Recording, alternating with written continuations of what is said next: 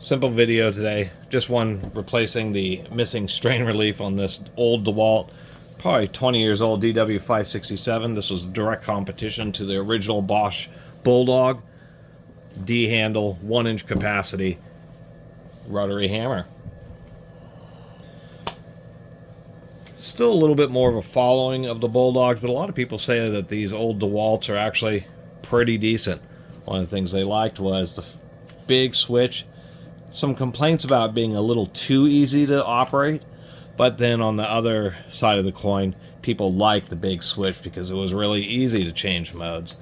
And a little tip I noticed on the forums is that even though it doesn't have an icon, if you're using like a chisel with it, you can adjust the angle of the chisel, and so this won't shift into gears until you get the little splines lined up, so you can rotate it in a particular position and then lock it. But they didn't actually advertise it or have an icon for that feature on the gearbox, which is of course interesting. Whenever you're testing rotary hammers, if you can find a bit, just get in a bit and push it back to make sure that the striker is back, and then you just operate it. And you'll hear the outer piston kind of with the striker kind of hitting the back, and then as soon as you get enough speed, you'll actually feel the striker itself, and there'll be a dramatic increase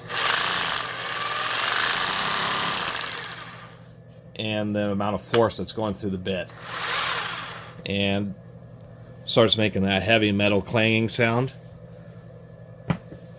That's all you have to do to really make sure it generally works. Take a look through the spindle. See if I can't get this to work out on camera here. You have to look right down. Yeah, you could just see. So I can see one of the splines there. It may be hard to see the spline, but those splines are what engage on SDS Plus rotary hammers. That's what the Plus is old school SDS bits actually just used to drive via these little undercuts where the ball bearing, the retention ball is, but it was just wearing out the chucks and the rotary hammers, so they came out with the SDS Plus, and that Plus is just this addition of 2 slots and a couple of splines that drive the bit and make the chuck, but you have to make sure to grease the end of your bits. A lot of people don't, and combined with concrete dust and masonry dust, those splines can actually just get ground off. Anyway, it's going to be a chance to inspect the brushes. Rotary hammers, because they're used in for drilling holes in masonry, they're always set down on concrete, and they tend to be just a really scraped up, kind of beat up tool.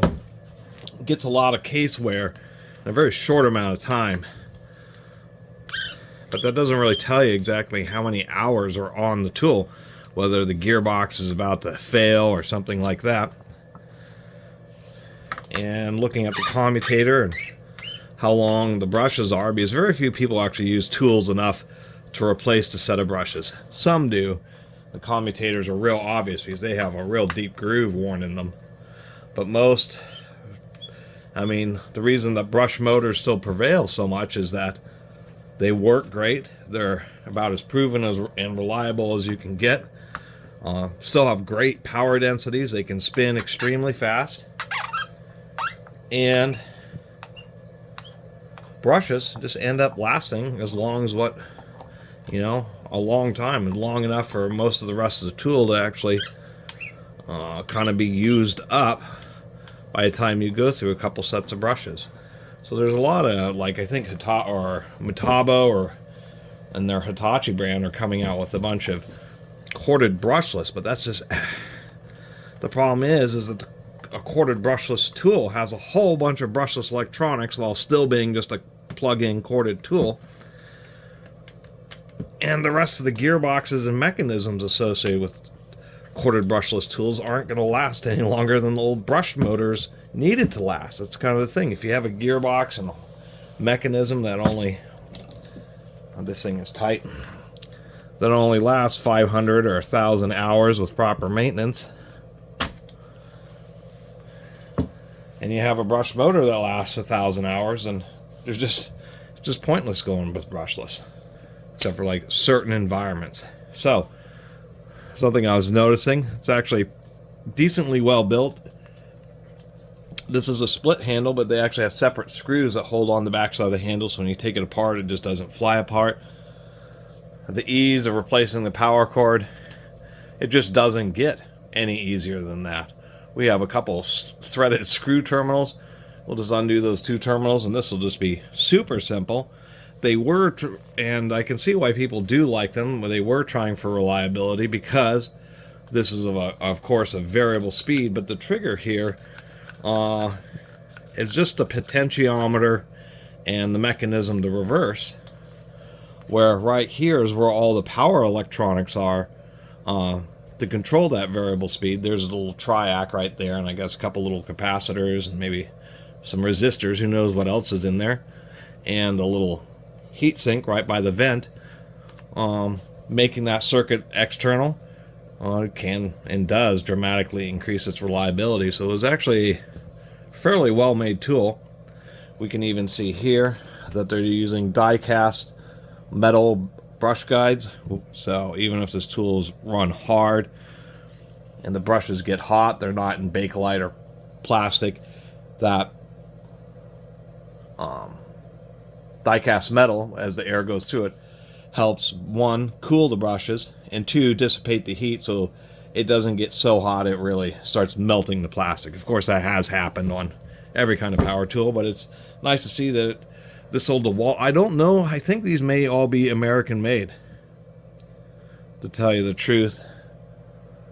Usually I'll say made in England. Wow, so this is a power to, holy smokes. I wonder who was making this. I had no idea that these were British rotary hammers. Well, that's kind of interesting. So it's a DeWalt British-built rotary hammer. And I can say they at least did a pretty decent job. What am I doing in here? I'm getting a screwdriver. So technically, what you should do is, in this situation, actually cut the cord off, because it will have had a lot of sharp bending right here where the strain relief failed. A lot more fatigue. And so really you just cut off the wire and then just strip down some more so you get past that fatigue point. I'm going to be lazy and actually not do that, because I think it's just fine. Squeaking screws, that already indicates a high quality plastic. The standard for power tools is fiberglass reinforced nylon. Usually it's 30 to 35%, so I'll say PA6G-GF30 or GF35. And it's really come to be the standard. Makita was like the big purveyor early on of polycarbonate body tools, but the polycarbonate just ended up being, it's tough, but it's just a little bit more, it's just too brittle. It's just not quite as compliant as the nylon, even though it was more heat tolerant. We'll go ahead and use the greatest screwdriver ever invented. As a matter of fact, the screwdriver is one of the greatest tools ever invented since the birth of civilization. I mean, there was fire, there were hammers, and then there was the Nest screwdriver. I'm totally joking. Might as well make sure. Oh, those could use a little bit of tightening. Really like it when manufacturers, I see it in a few Makitas. It's kind of random, but it's really nice when they include these kind of terminals, because it is just, there's simply no easier way. I mean, the wires just come out. Being British built, in Europe, it's a mandate for electrical standards to always put metal ferrules around stranded wires. I don't know if they do that on solid core like household wiring, but when it comes to stranded wires, always put on the ferrules, and apparently with expansion and contraction it maintains a better and more consistent tightness and contact. And so pop off what's now a washer. Kind of like just doing these repair and chat videos. And I've got a whole box of these things. That is not going to fit. That's a Milwaukee, which is not going to fit. It possibly could fit. I've got a really kind of a cheesy, weak one here. Will fit and work fine, but This is like a really hard vinyl one. That could fit, but the flange is too... it's too big around. This has a really small, like 18 gauge cord for 6.9 amp tool. I'm surprised. Guess it's the PVC one because that's all I got that fits. You know, I take apart power tools that, or get power tools that can't be fixed. You know, this rotary hammer came from a Habitat for Humanity, so they're a, I guess, you know, for people who are international, they're a type of charity organization that helps people, helps with home ownership by building essentially affordable housing, maybe help families get into cheap homes that they help build. So they get a lot of their, as they run secondhand thrift stores, donation stores, and a lot of them,